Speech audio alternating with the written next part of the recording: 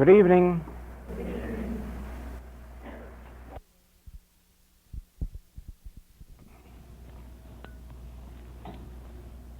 Meditation should be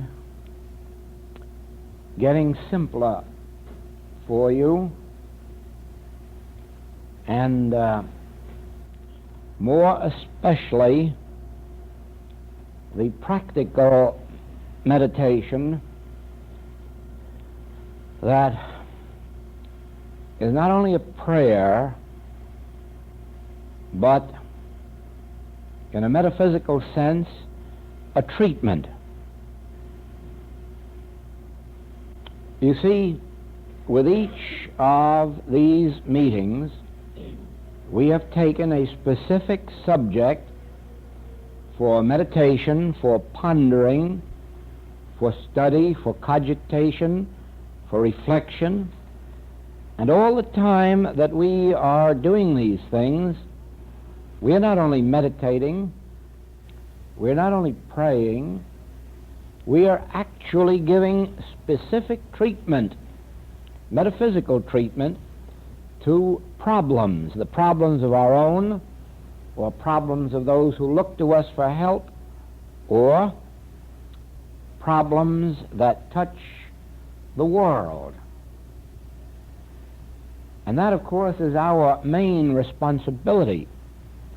The amount of good that we individually derive from our study or practice of the spiritual life is insignificant in comparison to what it is doing for the entire world. And those who achieve a certain amount, or any amount, even a small measure of God realization, will tell you that the moment that takes place, their own life, their own problems become so unimportant that they no longer live or study for themselves, that the whole of their new consciousness is lived for the benefit of others, and more particularly for the world. You see, we in this age have entered a new era, one that has never before been on earth. There have been many, many eras of a spiritual nature.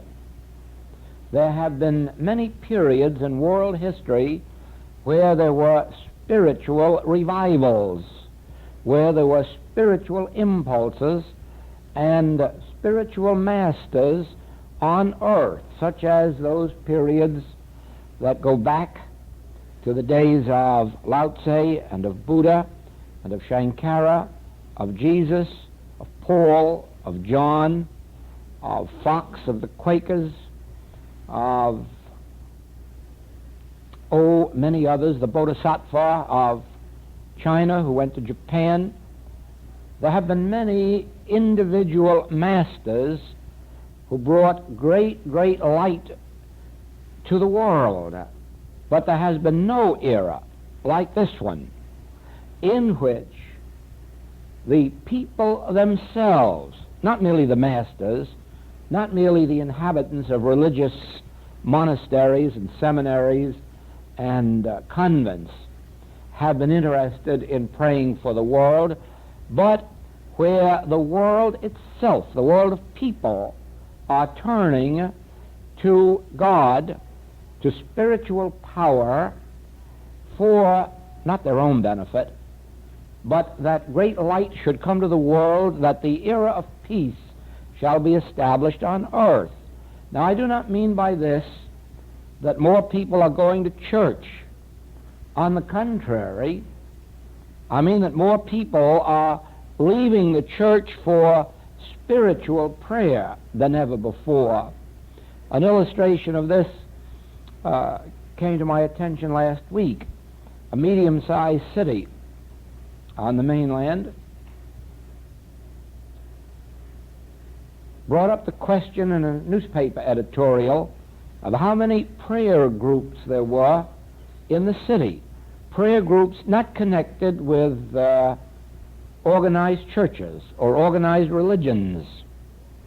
Now, the editor had a record, public record, of 14 such prayer groups that had no church affiliations, yet that met at least once a week in private homes to take up the subject of prayer, and not prayer for themselves, prayer for world, prayer for the community, and so forth. And the question was asked, how many more such prayer groups are there in the city? And those who knew of such prayer groups were invited to write in. And it turns out that in this very small or medium-sized city, that there are 40 prayer groups of people who meet in small groups in homes for the purpose of prayer, not less than once a week. And many of these prayer groups are made up of people who belong to churches and go to church on Sunday. Evidently, they pray in large groups, but they evidently are not satisfied with the result of their prayer, since they have organized these smaller groups to meet not on Sunday, but on Monday, Tuesday, or Wednesday, and pray in their understanding. One of the items that came to light was that one of these groups are men and women of the Methodist Church who meet in a home once a week, and for 10 weeks they studied one of Emmett Fox's book for their lessons on prayer, and for the next 10 weeks they had The Deep Silence of My Peace and the Fourth Dimension of Life for their subject of prayer. Now that is what I mean, that the people are turning today more than ever to prayer, not merely to their church concept of prayer, but to a higher sense of prayer wherever they can find it. Today I had a letter from a city in Ohio telling me of how many groups had formed in this city and in some of the suburbs of this city to study the writings of the Infinite Way, and to say, please to thank Don Blanding that he started it by his reference to the Infinite Way in Joy is an Inside Job. Now just think, out of anything, out of everything, comes this impulse to pray.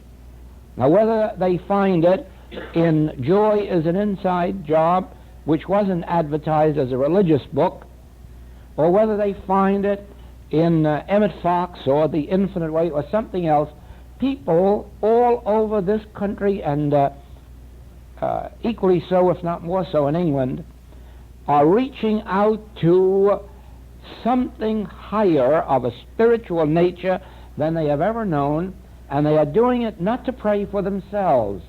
They are doing it to bring an era of peace on earth and goodwill to men.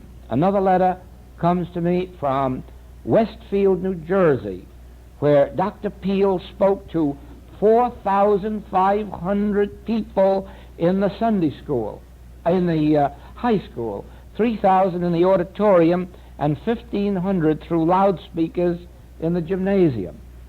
Think of that, 4,500 people in Westfield, New Jersey, turning out of an evening to hear something about prayer, something about spiritual things, higher than they were finding any other place in their life.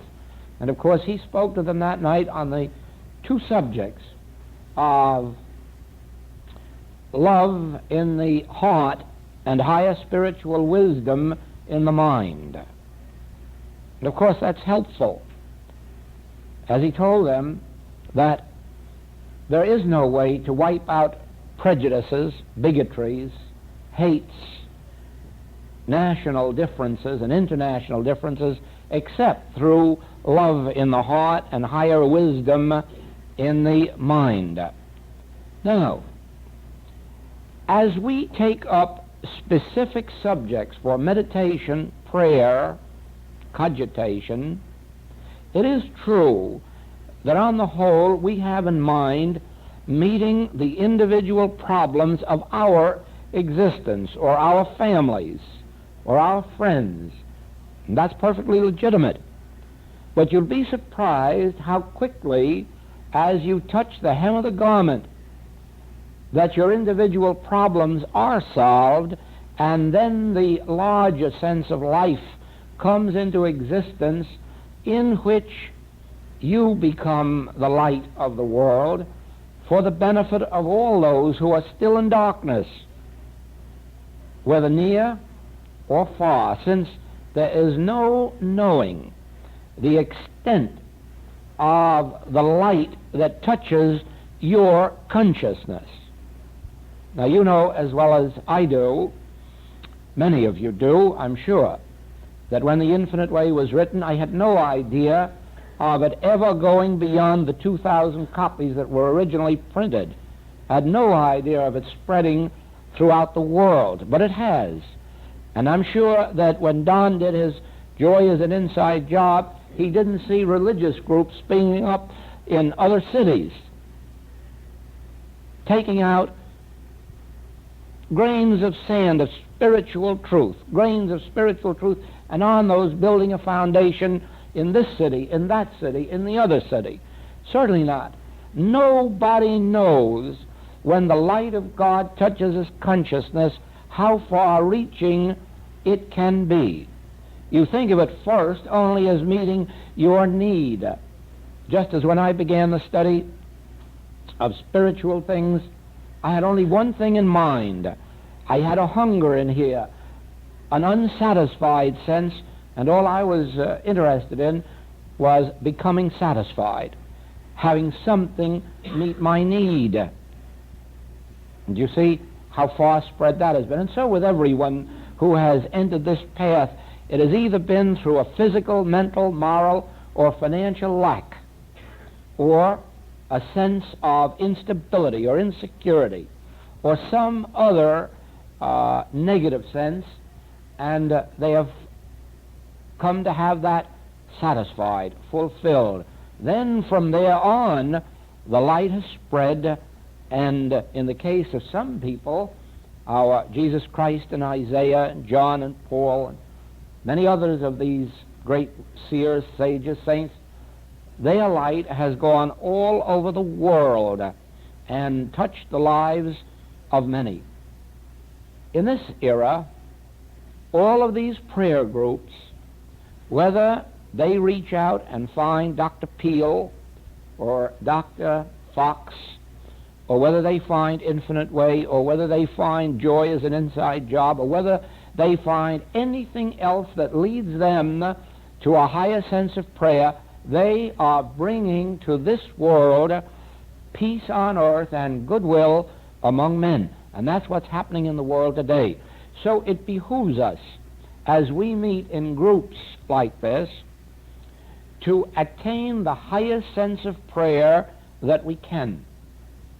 All forms of prayer are good. From now I lay me down to sleep, because all forms of prayer really mean a negating of oneself, and a declaration that I of my own self can't do this, and so I'm reaching out to that which is greater than I. I may have one concept of God and you another, but at least I have gotten to the place where I realize my own insufficiency, and now I'm coming forth into that which is higher. And ultimately, if I remain on the path, I will go through all the various stages of prayer until I come to the ultimate of prayer, which is without words and without thoughts. True prayer is never uttered in thought or in word. All prayers that have thoughts and words mixed up in them are but stepping stones to the higher sense of prayer. Now, by that, I don't mean that we ought to eliminate all our early stages of prayer, because that's virtually impossible. That's as impossible as doing away with the learning of the multiplication table. We need these as stepping stones. But to come to the effective, fervent prayer of a righteous man that availeth much, that James talks about, to come to a state of prayer that actually brings God into individual experience or collective experience and reveals the Christ, that prayer is a wordless and thoughtless prayer. Now, it is attained by stages. I don't know for what reason it was given us this way, but in the monthly letter that is now in preparation, we have the subject of prayer from a higher state than has heretofore been given us in the writings. And then when we come to May, we have a combination of prayer from the standpoint of treatment in which we realize truth, leading us up to that place where we leave all human landmarks, leave all thoughts, all words, and enter into the spirit of prayer itself. When we enter that realm, we enter the prayer of demonstration, the prayer where the Word, that is the Spirit of God, becomes flesh. Now, if we take one of these subjects each week and practice, meditate, entertain, or eventually become aware of some sense of inner feeling from that statement of truth, we will be led on to the next. I'm going back a little bit.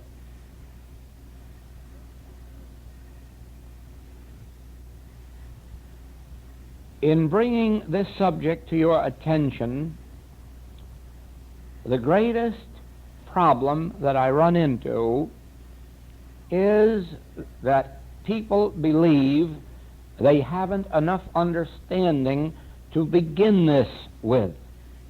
And so I'm going to repeat that there isn't anyone in this room, there isn't anyone in this city, and there isn't anyone on the face of the earth who hasn't enough understanding to begin to enter the kingdom of God this very night.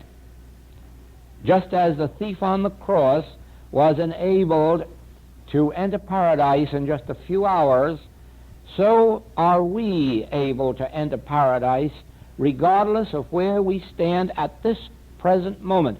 And the reason is this: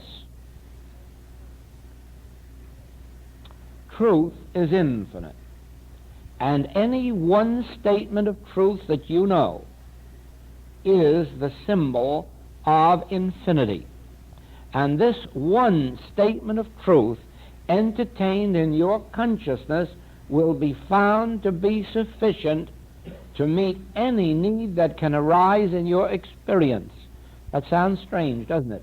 One statement of truth brought to the point of realization within you can bring about healing of any discord, of any name, of any nature, but it will do more than that. Much more than that. It will prove the infinite nature of itself by immediately appearing to you in another statement of truth.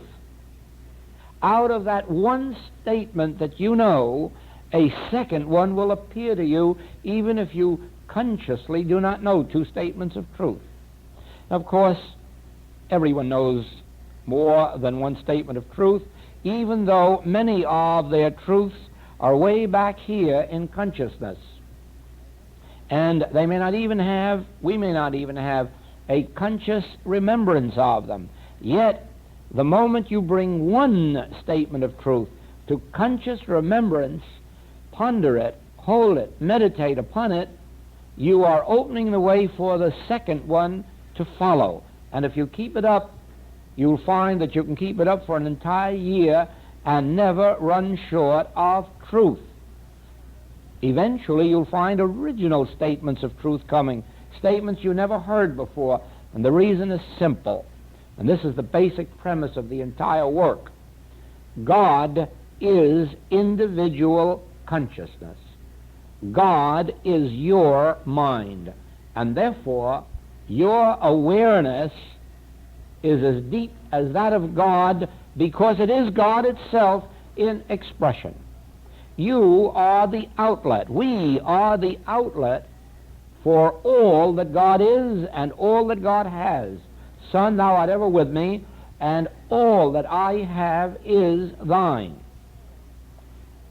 Never doubt that statement of truth, that all that the Father hath is ours, whether it is all of health, all of wealth, all of wisdom, all of anything. We may not at any given moment be demonstrating it. And the reason is that we do not open our capacity to God capacity. We have been taught rather to limit ourselves and think of ourselves as unworthy to sit at the feet of God, or we have thought of ourselves as more devilish than children of God, offspring of God. And we now have to learn how to open our consciousness to the infinity of God. God is infinite, that you know. But God is your life, then your life must be infinite. God is infinite, that you know. But God is your mind. Therefore, your mind, your wisdom, your intelligence must be infinite. God is infinite, but God is your soul. Therefore, your soul is infinitely pure. Oh, you say, no, I'm a sinner. Oh, no, you're not. You're no more a sinner than you are dumb or poor or sick.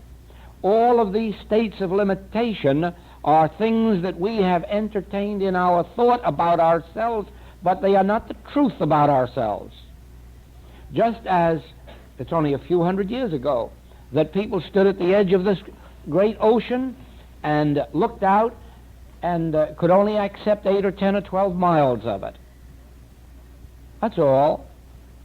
For thousands of years they'd been limited to standing on shore and just enjoying a few miles of ocean. Were there only a few miles of ocean? Were there only a few miles of ocean ahead of them? Oh, no. 3/4 of the earth was ocean. But they had accepted the sense of limitation that held them bound to shore. In other words, it held them bound to all that was visible. And so they believed there was nothing else for them. And then 1492, Mr. Columbus comes along and proves to the world the infinite nature of this globe, the infinite nature of the ocean. And ever since then, we are shocked that anybody could stand on shore and stay there for fear that there was an end to the ocean. Someday we will stop looking into our schooling or our physical bodies, our minds, and saying, that is my limitation. That is the extent of my being. No. Someday we will look out from God. We will look out from the center of divine consciousness, and then we will see the infinite and the boundless nature of our being, and we will literally understand what is meant by, Son, thou art ever with me, and all that I have is thine. And we'll know the reason. I and the Father are one. Thou seest me, thou seest the Father that sent me, for I and the Father are one. Now, as you open your consciousness to that, all that the Father hath, all that the infinite nature of the Godhead flows out into individual expression to the extent that you can permit it. You can write one book and say, oh, I've done a great thing, and that's more than I ever thought I could accomplish, and I'll rest with that. Or you could go on and write 20 or 30 or 40.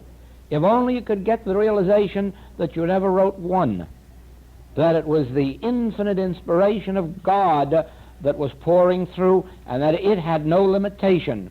Just as a typewriter can say, you can write 1,000 books on me if you want, because I'm not doing the writing. I'm an instrument for it. And so as you can see and I can see that I of my own self am nothing.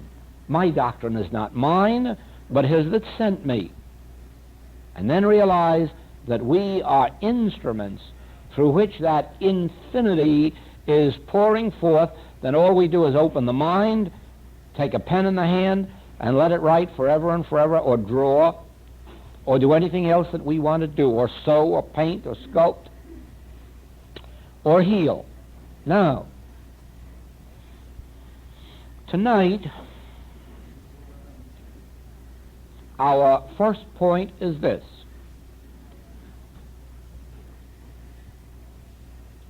In the realization of God as your capacity, as your mind, soul, spirit, instead of limiting yourself, open up consciousness and let it flow. Realize that none of this is of you or of me. This is the Father pouring through, and then it will be unlimited. That must be the first point. The second point is this. Do not look for a sign.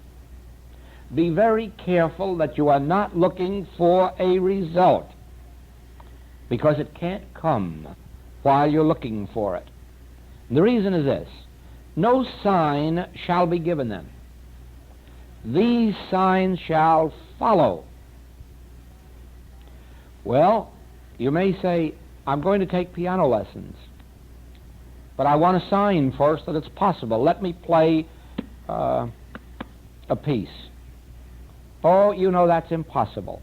First must come the lessons, first must come the practice, then will come the playing of the piece. So it is with this. Never think that you can demonstrate beyond your state of consciousness. Oh no, you can have demonstrations beyond your own state by turning to a practitioner or a teacher and benefiting by their degree of spiritual awareness. That you can for a while. You can have many healings, many experiences of a spiritual nature, but you yourself will not be able to go beyond your developed state of consciousness. And so there's no use looking for a result. Give all attention to the principle that you're trying to demonstrate, and then the principle will demonstrate itself in infinite measure in your experience. You will never demonstrate it. It will demonstrate itself in proportion to your awareness of it. Therefore, never think of a result. Never look for a sign. Concern yourself with only one thing, the attainment, the wisdom, the development of the principle. That's all. Cling to the principle and let it produce the result in your experience. The moment you outline a result, the moment you plan a result, look for a result, design a result, it isn't there and can't be there. One of the great reasons is this. We do not know what we should pray for. Anyone who takes an idea of what they want into their prayer has not even the first concept of what prayer is all about. No one knows what to pray for, and no one can pray rightly for anything that they do know about. It's another impossibility. Why? Because God is spirit, and the blessings and benedictions of God are spiritual. Now, to turn around and say, I will pray for rent, for companionship, for home, for supply, for employment, might as well stop right now. It has been proven a failure for the last 30 years in more ways than one. outlining what to pray for, and then going out to get it. It won't work. It'll turn and rend you. Yes, yes, like we're told of old, the girl that prayed for a husband and got him, and was sorry for it. So it is often we pray for something specific and get it and regret it. Why? It doesn't lie within our human awareness to know that which is good for us to have. It just doesn't. We may think that we want a home and we want it here in the islands. We have no right to think that at all. It may be a nice human place to live, and we may, if it's possible, like to live here, but never outline such a thing. Never, never, never. Nor anything else that you think of as desirable at this moment. Why?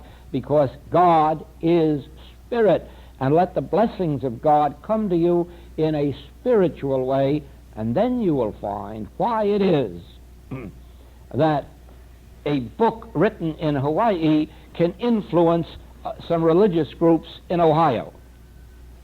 Because nobody planned it that way. Nobody saw it that way. Nobody hoped it that way. Nobody outlined it that way. As a matter of fact, there was nothing going on here during the writing of that book except one thing, a search, a deeper search for God, a deeper search for prayer, a hope for a deeper awareness of God. That's what was going on here.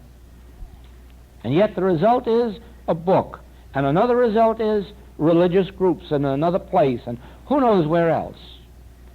I know of a dozen groups out from Illinois that are reading the Infinite Way books and the Don Blanding books. Why?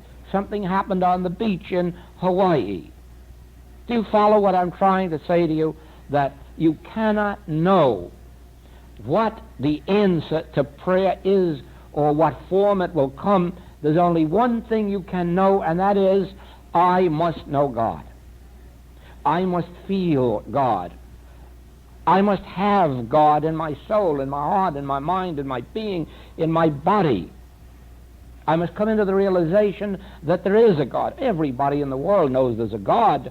How many people have ever met God face to face? How many have ever had a God experience?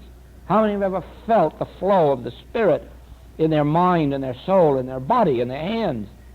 Only a few dozens, a few hundreds, a few thousands in a generation. And yet, God is available to every man, woman, and child on the face of the globe. But this is a quotation out of the Hebrew Scripture. God is a jealous God. Never doubt it. God is a jealous God. You just try to flirt with supply or homes or companionship and see how angry God gets. God is a jealous God. God demands of us that we love God, and that we love God supremely. That we love God with a whole heart, with a whole soul, with a whole mind, and we have no room left for loving homes or places or persons or things. We have room only for God. Then, in our love of God, we do love each other. We can't help it. Who that has ever known God and loved God and been touched by the love of God hasn't loved all mankind?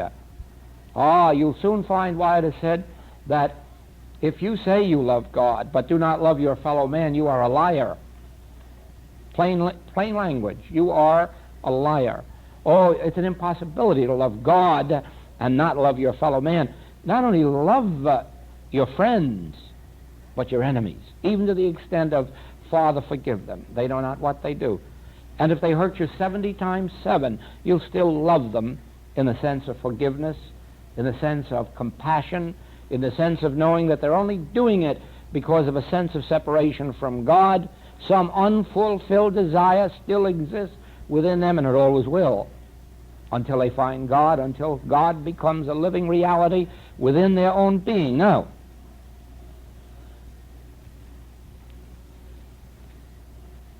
faith, we're told, is the substance of things hoped for. Faith is the substance.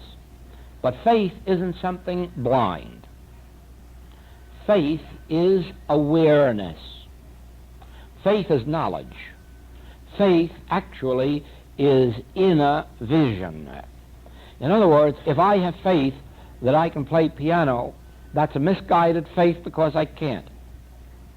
But the faith that a Hoffman would have when he sits down to the piano is understanding and vision because he knows.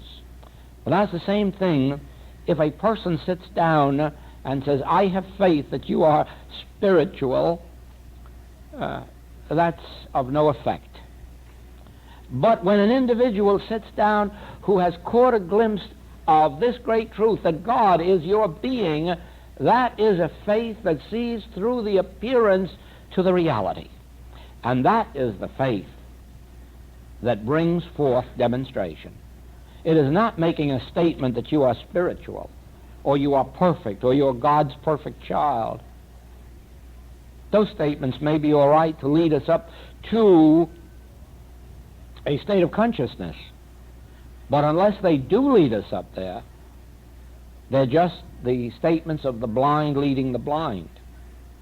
Only when such statements pass from being statements of the mind to being convictions in here of the soul, only then do they become healing consciousness. When an individual has that touch, has reached a feeling of assurance within that they can look out here and in spite of appearances say, God is good.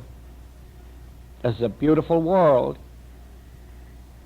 And then every time a call comes for help or a picture passes before the eyes of sin, sickness, death, lack, limitation, that the individual can see right through that appearance to the activity of God going on in the soul of that person, that is faith, because it is spiritual discernment.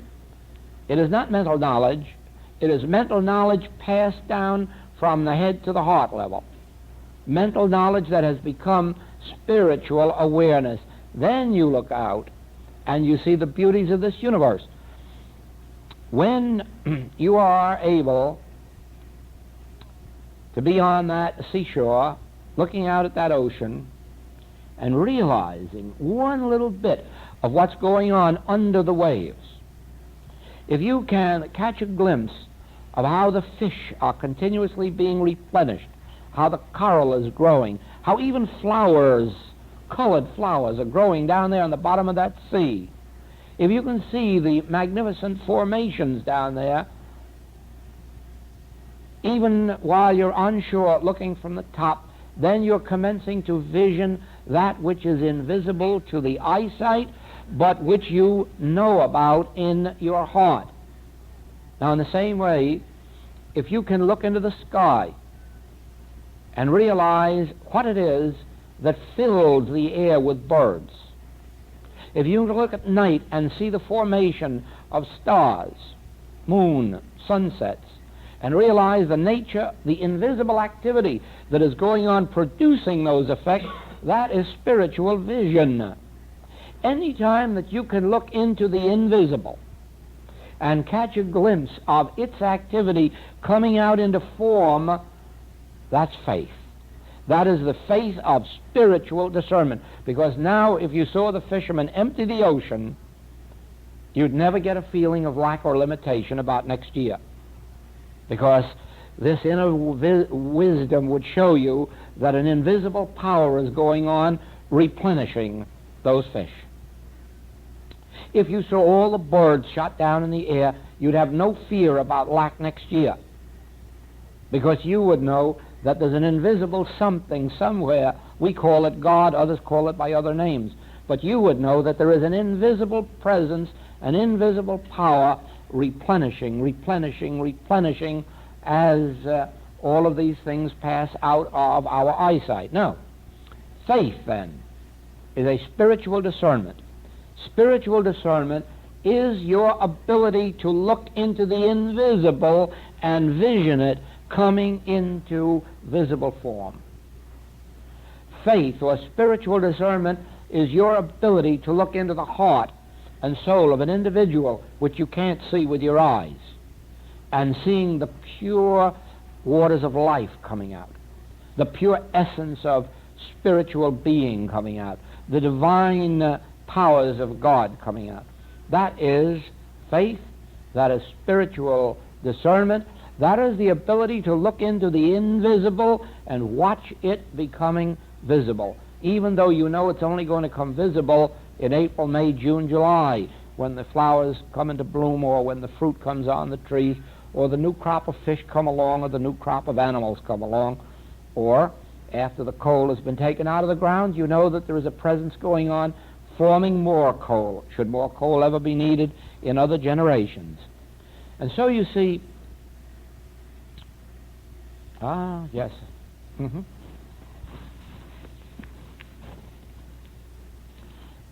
As you watch this world break up today, as you watch the wars and rumors of wars and bombs, as you watch strikes, as you watch all the discords and inharmonies among men, if you have spiritual vision, you know what you'll see? You'll see God at work breaking up all of the evils everywhere on earth in order that the good may appear.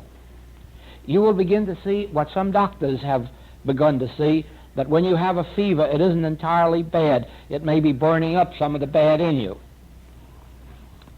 In my childhood days, a fever was something so terrible that doctors got scared out of their wits the minute it was 100. Not so now.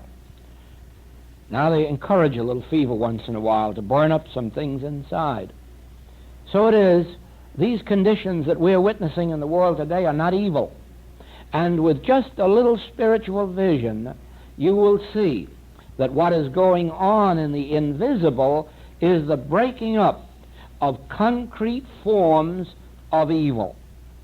Don't think for a minute that anything good is going to be destroyed. It isn't. Liberties are not going to be destroyed. Freedom is not going to be destroyed. Man's relationship with God is not going to be destroyed. Love for God and love for man is not going to be destroyed. Harmony, peace, joy is not going to be destroyed.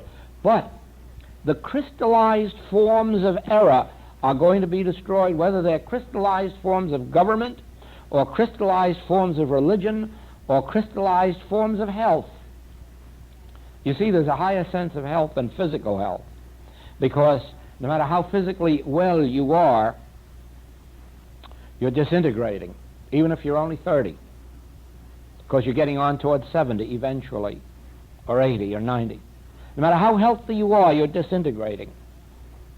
And so you see that physical health is really not the real sense of health. And one of these days, and it takes place in the experience of everyone on the spiritual path, physical health is destroyed so that you may come into the realization of your spiritual immortality. And when you get to that point, you can be like the Master and say, go ahead, crucify this body if you want. You're never touching me.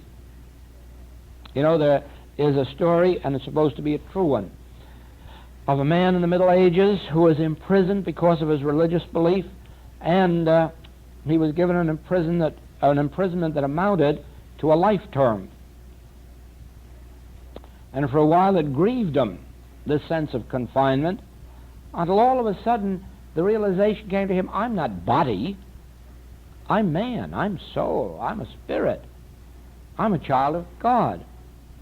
My body may be confined here, but they can't confine me. And he meditated and contemplated that idea until the first thing you know, he developed the ability to walk out of that prison at will. And he did every single night. He left his body there, but he went out. He never was confined again after that, except during the daytime hours when that was the best place to be to rest anyhow. But he came and he went at will. Why? Because he realized his true identity. I am not body. This isn't me. This is mine. I am a soul, a living soul. I am why God has sent itself into expression as my individual being. God has incarnated itself as my life, my soul, my spirit, yours.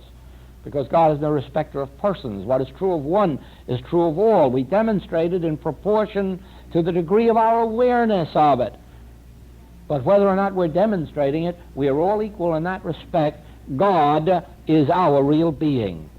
God has sent itself into expression as our individual being, and the greater our degree of awareness of that, the greater our demonstration of it.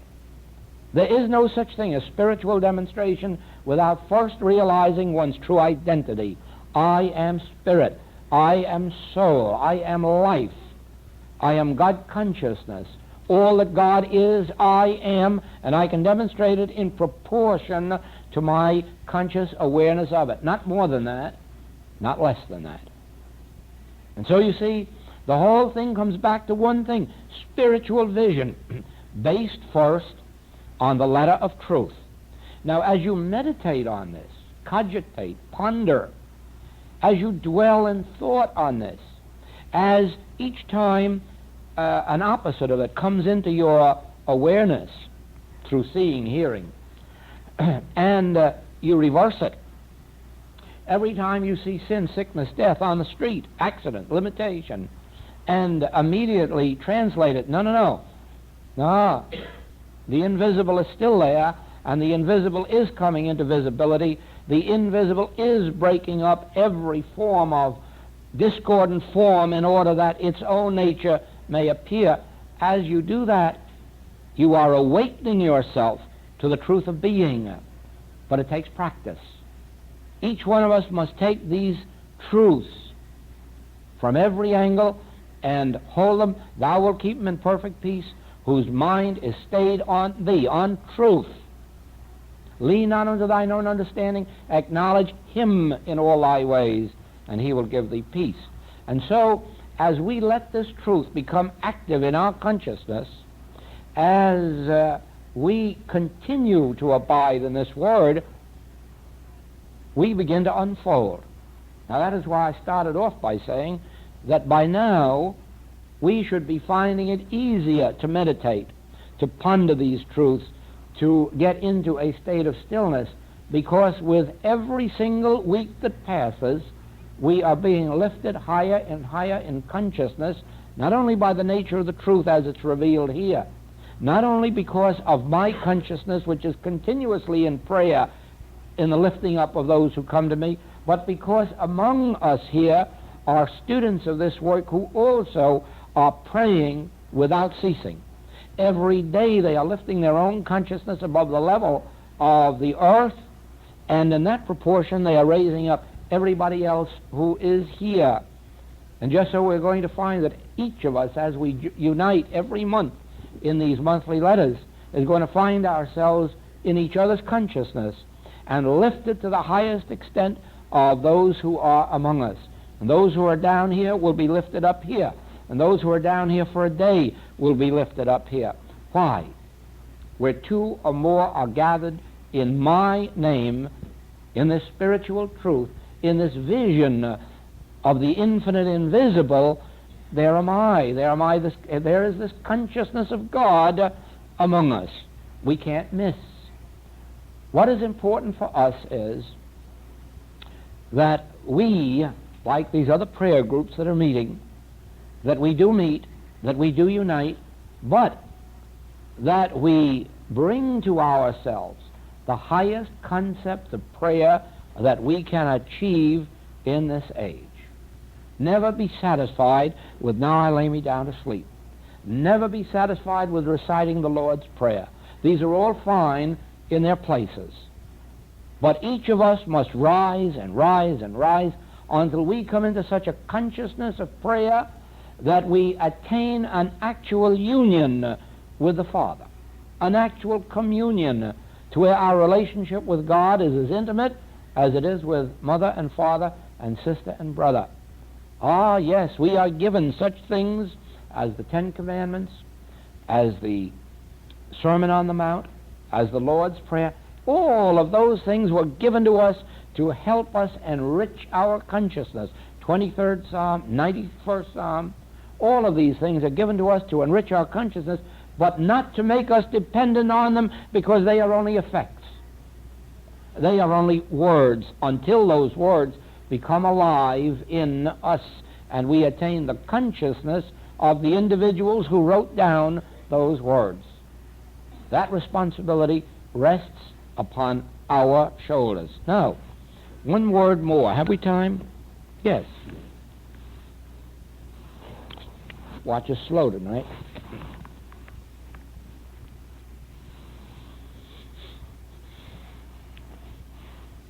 Never believe that we can attain this of ourselves. We have no such powers and no such capacities. All of this comes to us through grace.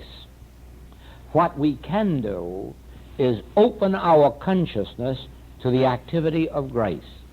We know what we want. We want God consciousness. We know what we want in our prayer. We want the realization of the Christ. We want the very Spirit of God to be made manifest in us. And we know that by abiding in truth and letting the truth abide in us, that we are on the way to it. But there is yet this further step. You who are here did not come here yourselves. And if any of you have the idea that you did, just get rid of that idea as fast as you can. Nobody ever comes to spiritual truth of themselves. And the reason is that the human mind doesn't want to be wrecked. And the human mind is going to be wrecked. It's going to be wrecked to make place for the divine mind. And so the human mind would love to stay away and hide where the Christ can't reach it. And so as you come to this type of work or study, remember, it isn't you who has done it. It is the grace of God that has touched you and opened to you the desire for it. Now you see, in our innate, pure estate, we were children of God. We lived and moved and had our being in heaven, where there were no discords, no inharmonies. At some particular period of our experience, we became the prodigal son. We left our father's house to become a separate I, to get along on our own. And we have come every step that the prodigal came until we reached a place where we knew we were not having satisfaction, completeness, abundance, freedom, health, harmony, wholeness, and we began then to feel a lack. Now, that feeling of lack was where the divine was coming awake, and this part of us over here, the outer part, wanted to reach it. It wanted to get into us, and we wanted to get to it, but here was the divinity of us, and here was the mortal of us, and because they were not yet one, a desire came up, a desire for good, a desire for God, a desire for prayer, a desire for church, a desire for something holy. That was the divinity awakening in us and appearing to us as a search for God. And that's what brought us here.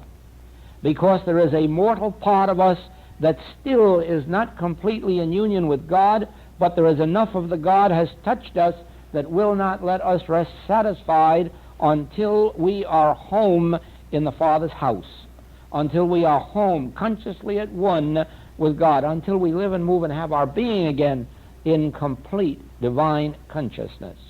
Now, each one here has felt the divine discontent.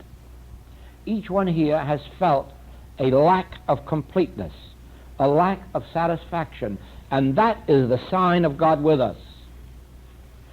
Rest assured, the human world has not yet felt a need, unless it's a need for some more things or more gadgets or more people or more pleasures or more noises.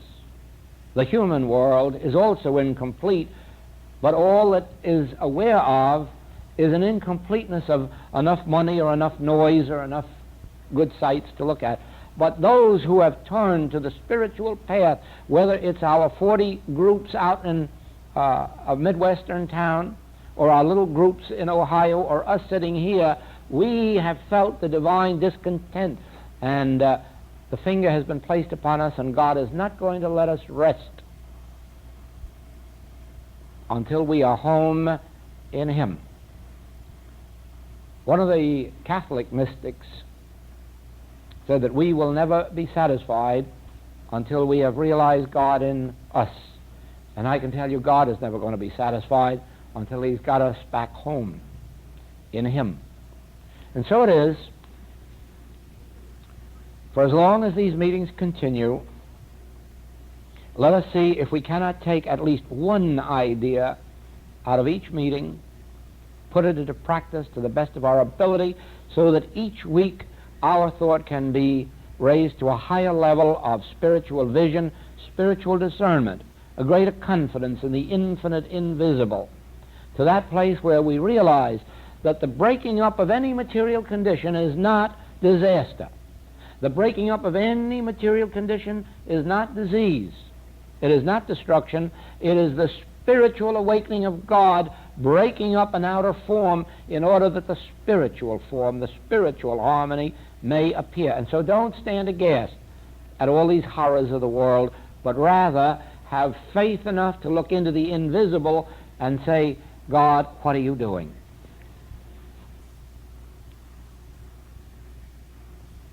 Now, if you have a problem to meet for yourself or for anyone else, and you have an idea that you don't know how to pray about it, or you don't know how to treat, let me say first off, you're very fortunate. Very, very fortunate, much more so than the person who does believe that they know how to treat or that they know how to pray. You're much further advanced than anyone who thinks they know. Because there is no form of prayer that you can conceive, evolve, declare, voice, utter, think, that is the prayer that results in demonstration. And so, if you have a problem, retire within to the Father and acknowledge that fact. I do not know how to go out or come in. I do not know what to pray for. I must let the Spirit bear witness with my spirit. I must let the Spirit make intercession for me. And so, Father, you pray, and I'll listen to your prayer. And then see if a divine wisdom doesn't unfold within you that will meet your need for you. You can't meet it, and I can't meet it for you. Opening consciousness, a divine wisdom will unfold to you, and you will receive it within you. And when you hear it or feel it, it will meet your need. Well, I guess that's it. A lot of this is in those books over there. A lot of it is now in your consciousness. And the rest is with the grace of God. Thank you.